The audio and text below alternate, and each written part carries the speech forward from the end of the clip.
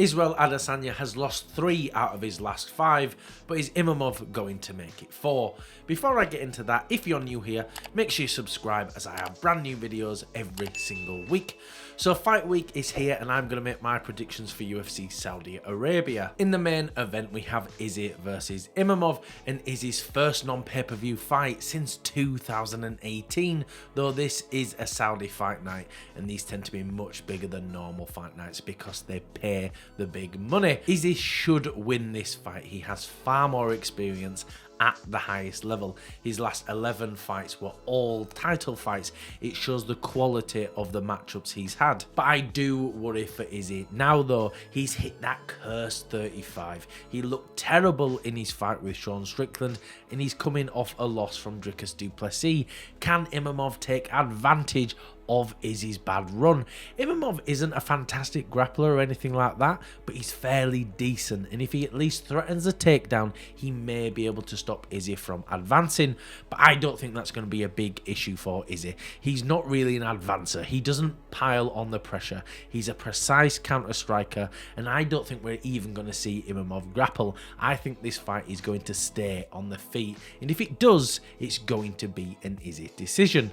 Imavov has a tough chin. He's never been KO'd, and I don't think he's even been rocked, so Izzy is not getting a finish here. Izzy will use his reach advantage, pick off Imavov, and rack up points with some big counter punches. Then we move on to Shara Bullet versus MVP. I actually think Shara is really shit.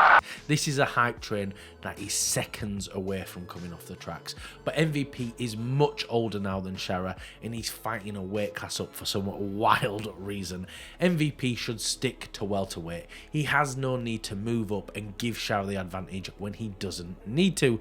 But I think MVP is going to clock this guy. Shara is not a dynamic striker whatsoever. Sure, he had a flashy KO in his last fight, but he barely uses his fist. He's a kicking machine, and I think MVP is going to catch him off balance while he's kicking and crack him, and I even think he might be able to get a finish. I hope for MVP's sake this doesn't go to a decision. We're on Shara's home turf here, and this pirate might get a robbery. Then we move on to the big boys, Sergey versus Rozenstruik. I'm always hesitant to make predictions for heavyweight fights because every single one of these guys is a monster and they punch like fucking trucks. It can all be over in a second.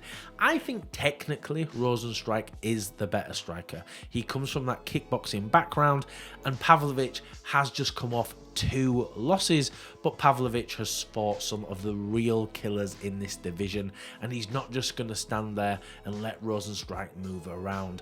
I just get a feeling that Pavlovich is going to catch him and catch him with something big. So I'm going Sergey by KO. And of course, there are a few more fights on this card, but I'm a dirty casual and I don't give a shit about them. So I'm not even going to make my predictions for them.